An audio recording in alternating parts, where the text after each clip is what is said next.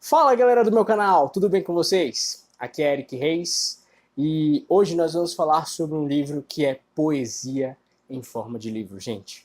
É amor, puro amor. Vamos falar de uma obra que foi escolha da TAG Experiências Literárias para o mês de dezembro, de Mercê Rodoreda, A Praça do Diamante é o livro da vez.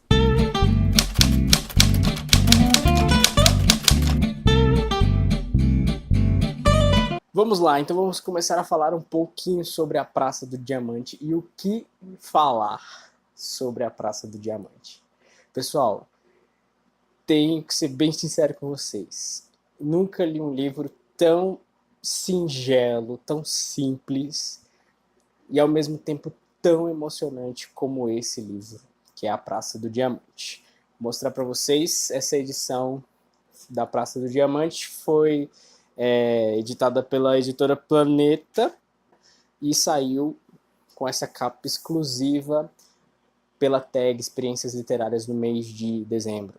A capa, no início eu achei assim uma capa bem infantilzinha, né? Achei que fosse, não esperava que fosse uma história tão bonita, mas depois eu percebi alguns detalhes assim da capa. A questão dos pombos aqui, né? Não sei se dá para vocês verem. Tem uns pombinhos aqui, né? As ruas da cidade de Barcelona. Você tem uma pombinha aqui também. E todas essas pombinhas, elas fazem sentido dentro da história. Vou explicar para vocês agora mesmo como é que funciona. Bom, e devo dizer que eu me impressionei muitíssimo com essa obra da Mercê Rodoreda. Primeiro, porque eu não esperava que fosse uma obra tão bonita. E segundo, porque o início dela, de jeito nenhum, diz o que vai ser o final. Quando você começa a ler essa obra, eu confesso que causa um estranhamento, porque a escrita é muito diferente, ela é muito coloquial. Então você tem um relato em primeira pessoa da Natália, né, que é a nossa protagonista, e nesse relato, ela fala como se estivesse falando com um amigo. Então você não está acostumado a ver isso dentro de um livro, a ver essa informalidade dentro de uma obra literária. E quando você se depara com isso, primeira causa, você fica, né, assustado, depois isso te causa um estranhamento. E depois que o início do texto, ele é muito... do livro, ele é muito... como é que eu posso dizer? Ela é muito voltada em detalhes que não vão para frente, né? Lá na frente ele se torna uma outra história, você vê uma outra coisa. Então, esse livro vai contar a história de quê?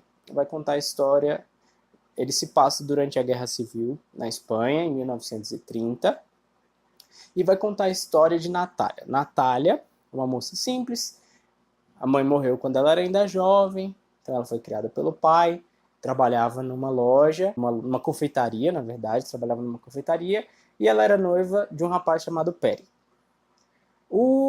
Acontece que um dia ela foi para uma praça, a Praça do Diamante, e estava tendo uma festa, e nessa festa ela conheceu um outro rapaz. Esse rapaz, cujo nome é Joaquim, se não me engano.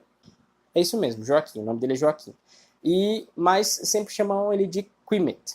Quimet porque é o diminutivo de Joaquim na língua catalã.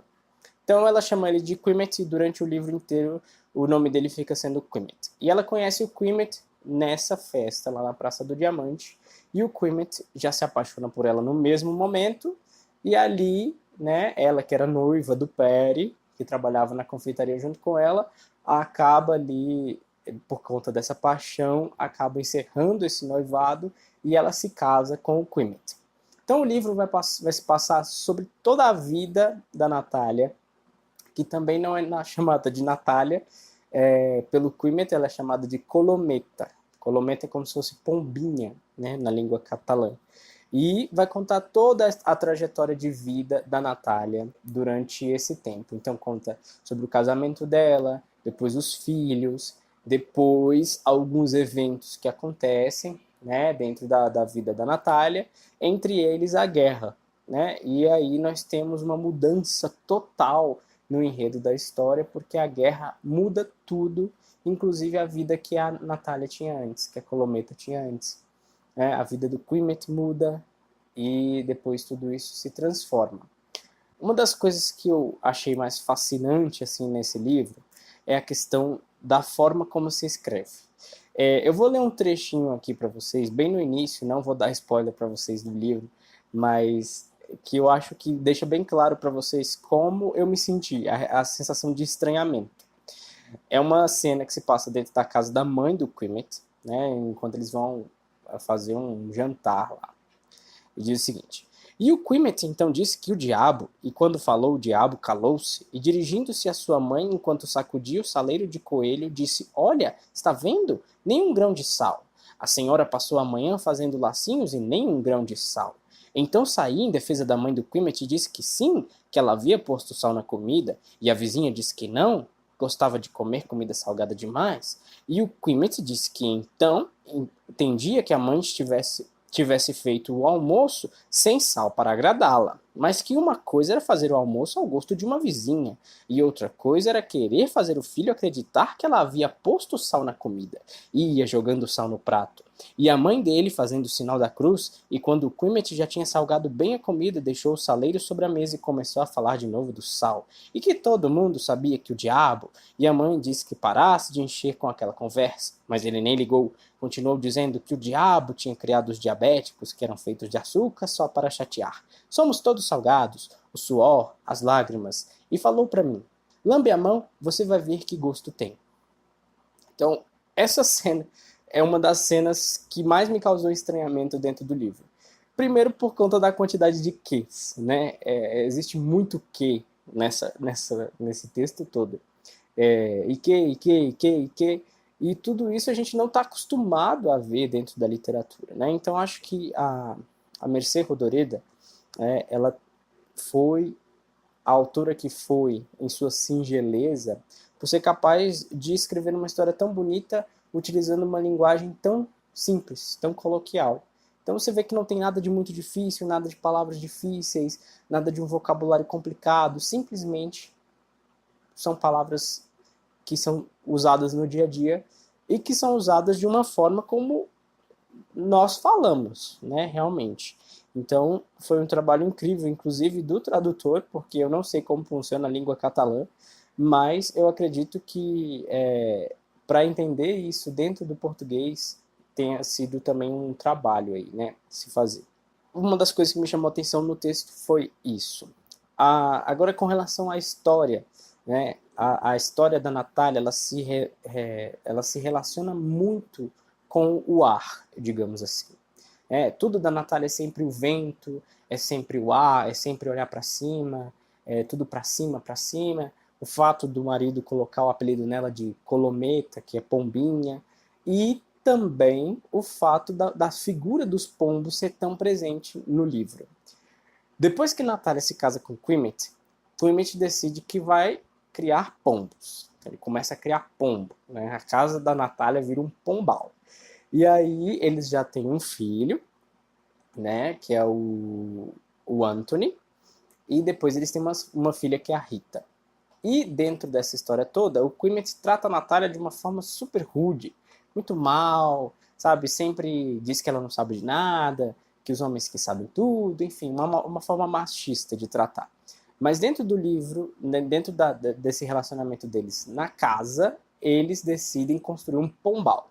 E aí é pombo para tudo quanto é lado. Depois o Quimet decide que o espaço que os pombos têm já é insuficiente. E ele começa a construir um pombal dentro de casa. Então, antes que era uma coisa na área externa, no terraço, começa a invadir toda a casa. Então você tem já pombo na sala, pombo no quarto, pombo na cozinha. Assim, eu não sei como os pombos são vistos lá na Espanha, mas você aqui no Brasil, gente, ninguém gosta de pombo, né? Fala sério. Você olha o pombo na rua, você imagina um bicho sujo, né? Porque ele é cheio de pulga. Pelo menos era o que minha mãe falava assim: não toca no pombo, pelo amor de Deus, pombo é cheio de pulga, ai, ai, ai. E aí, o pombo, para mim, se tornou um animal meio que sujo, assim. Então, não teria coragem nenhuma de colocar um pombo dentro de casa.